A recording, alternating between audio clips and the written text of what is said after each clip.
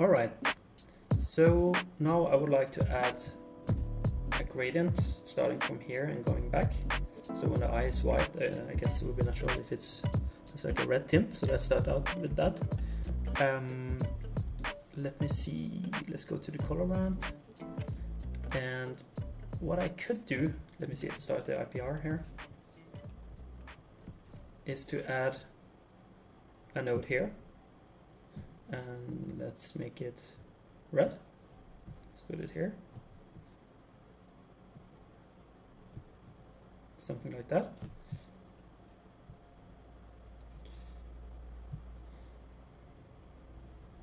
By the way, if you're doing something really cartoony, maybe you don't want this one.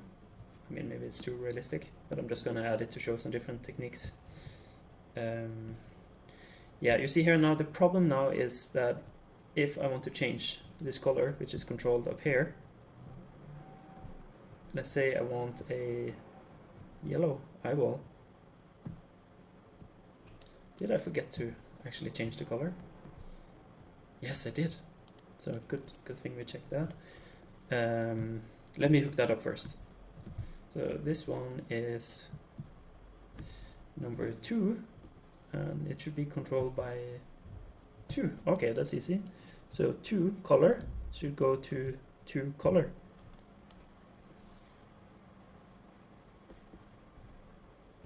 So let me start the IPR. Yeah, so now it's working. So the problem with just adding it here is that it's not really updating when we're changing the eyeball color. Like if the eyeball color is really dark, this red will still be the same light. So what I will do, I'll add it on top as a on a layered texture and set it to multiply, for example. And it's also possible, of course, to play around with the blending modes when you're making new variations later. So you have much more control that way. So let's stop the IPR. Let's delete this one. And for the color, I already have a layered texture. I just need a new ramp. And let's call this color ramp. Let's call it eyeball.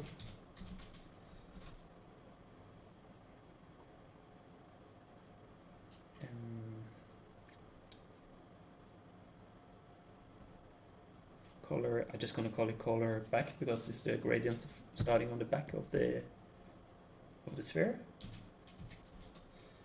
And I'm gonna rename this node as well. Underscore UV. And I don't need to look at this now, so I'm just gonna hide it. This one, I forgot to add the prefix eyeball.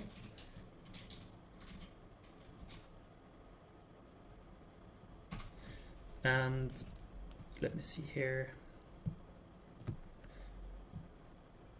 Let me start out with a red color, something like this. And something like this. Okay. So middle mouse button, drag it in here. And yeah, I can just put it on top. And let's put it to multiply and hit IPR. All right, just gonna start the IPR again. Okay, and let's see if we can see anything now here. Okay, so now it's definitely adding to the color that's already there. And if we try to set this back to white almost, yeah, it's blending well. So I know that this one should be the same as this one. So let me stop here and show all attributes. Just gonna check. This is 0, this is 1, and I know that the one I'm gonna use is 0 here, so that's gonna go to 1.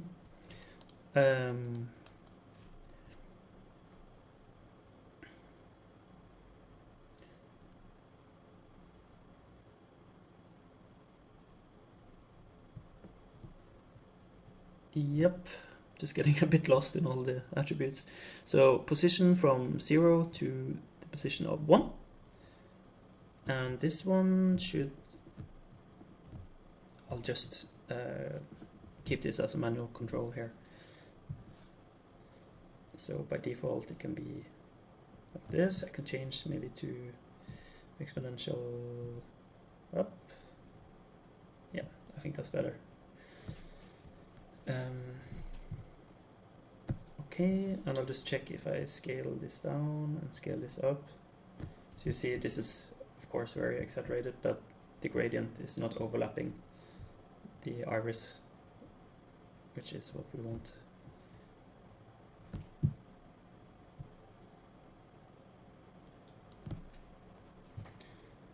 Okay, so I think I want to add a little bit of variation on top here, and that is a layer I want to add to this layer texture.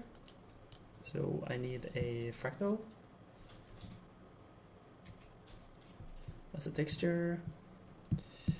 Let's call this one eyeball color variation underscore fractal. Copy this name like we always do, underscore UV. I don't need this one right now, and let me see, I want to mask it off with a ramp. So let's create a ramp, and I want to, this is going to be a long name as well, control color variation ramp mask. That's fine. Control A, Control C, underscore UV. I don't need that either right now. So I want to use some kind of a screen blending mode add maybe, so I want this one to be black and this one to have the fractal. And let's try to add this on top. Let's try add on a little bit lower. Yeah, okay, so this is kind of what I want. Let's see if we can add some color to this perhaps. It's not that one. Yeah, color gain. Just add a little bit of yellow, for example. You could have this change dynamically depending on, for example, the color of the eyeball, for example. You could offset it. But for now, I'm just gonna have like this. I think the size is fine. I'm just gonna turn down the opacity a lot. So it's just so you see it ever so slightly here.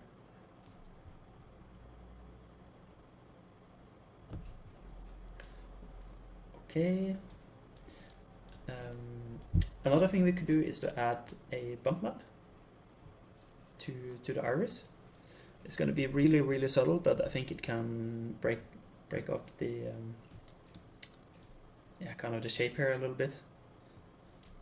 That can look nice. You could use displacement as well, but I think it's easier to control now with a bump map. So yeah, let's start out with creating a bump map. So I'm going to write bump, and I'm going to be sure to use the redshift bump map. For Arnold, my guess is that you could use the AI bump 2D, would be the same. And let's connect this to bump input. Bump can also be found under overall and bump. And let me see, I want to use the same information as we had here. So, and that's coming from either the diffuse texture or specular. Color variation is not that one. Let me see. I think it's this. Yeah, it's this right here. So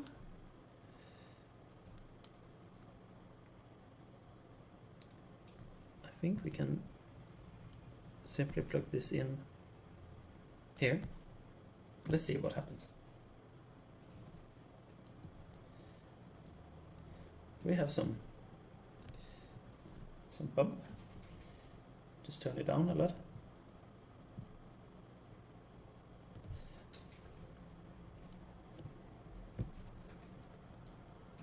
Let's see how that looks.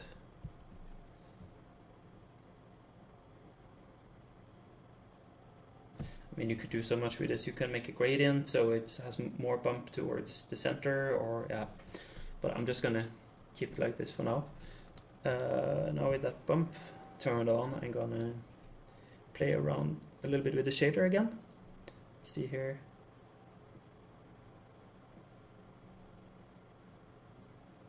I think where we had it was fine, actually.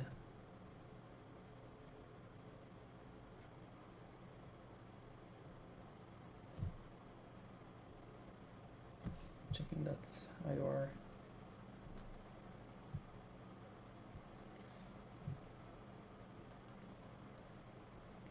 Let me see. Just gonna check how it looks with another color.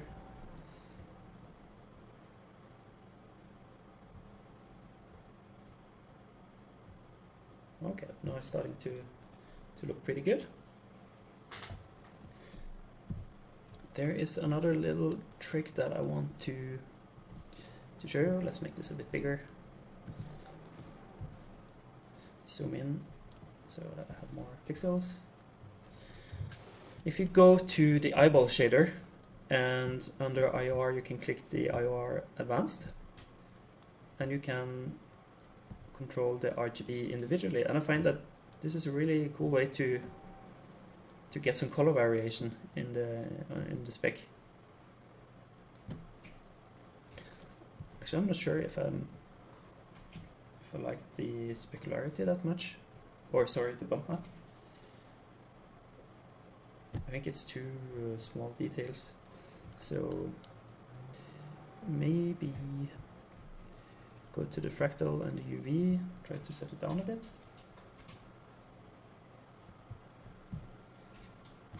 Maybe set it up again and play around with the frequency a little bit.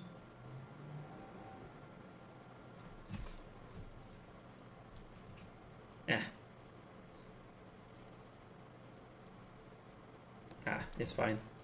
Sorry. So I go to the IOR Advanced, and let's see here.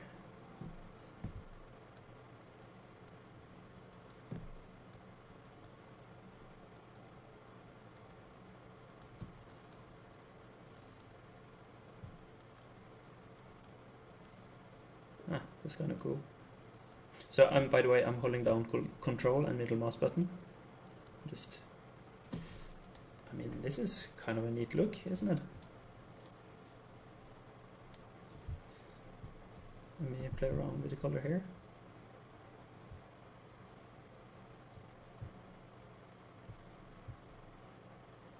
Yeah. Let me see. I want the ring to be even darker. I'm just gonna check. It's number 4, so I'm gonna find entry number 4 and color, and then just backtrack. It's this one. Drag this down a bit. This is starting to look alright, I think. Pretty cool.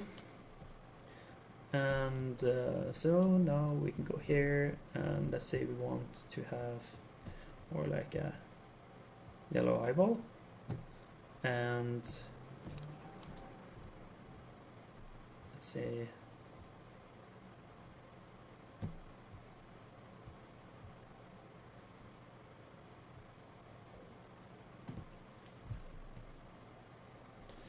let's say maybe purple pupil.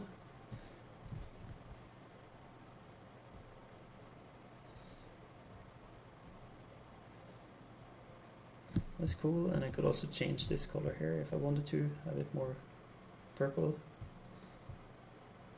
or maybe orange. That's also cool.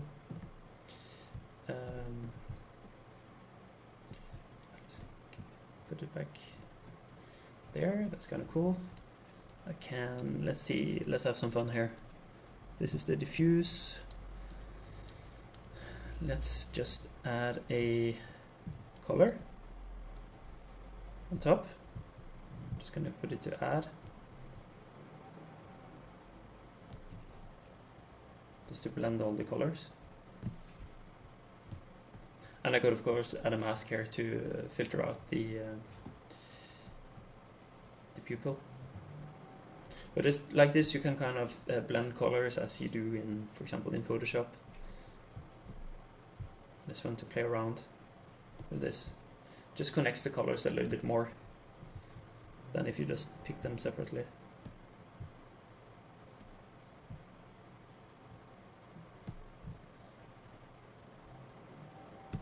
And let's go back here and just play around with this again.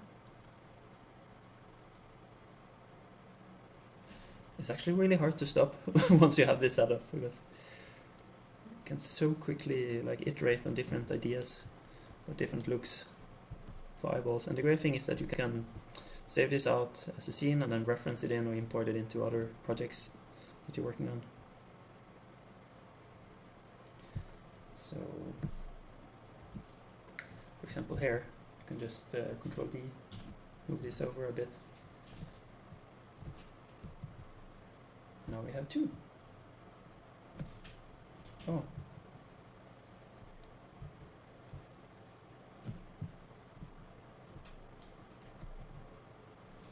Let me see. Well.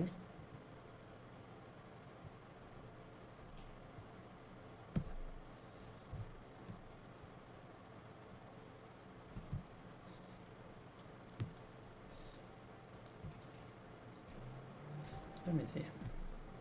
So, just for fun, see if I can do this without Maya crashing. Let me see, let's stop this. And let's add a smooth vertex.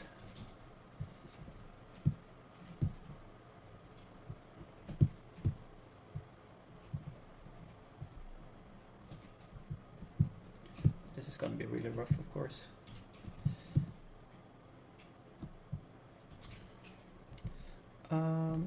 Material, let's say, I don't know, something like this.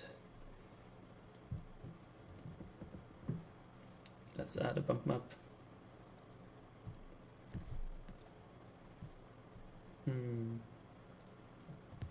Fractal. IPR. And didn't I change the color? Oh, that was on the specularity. Okay. Like that.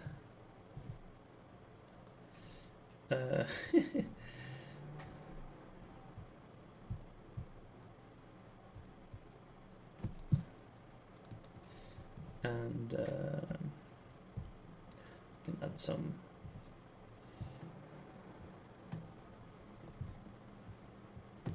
subsurface scattering.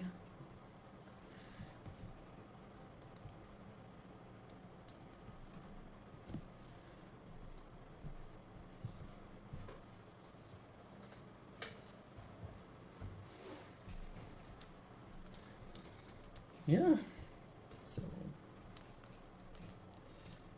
let me see, let's make this a bit brighter,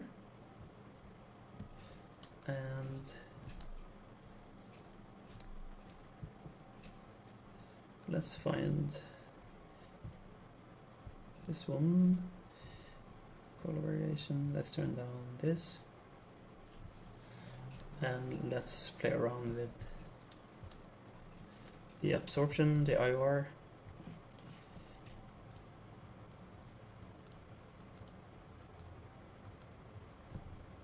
Because this is a bit cartoony, so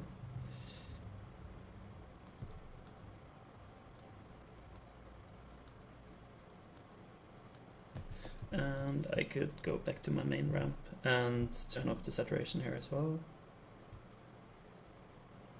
Yeah, something like this. But as you can see, it's a really easy and fun way to to iterate on the look development when you're working like this. So much the same way as the eyeshadow was set up, you can also add a lot of like procedural tools to different skin shaders, or you can mix it with painted maps from ZBrush, but then add some procedural details on top that you can use for several scenes, and especially with cloth and stuff like that. It's a ton of fun, I think, at least.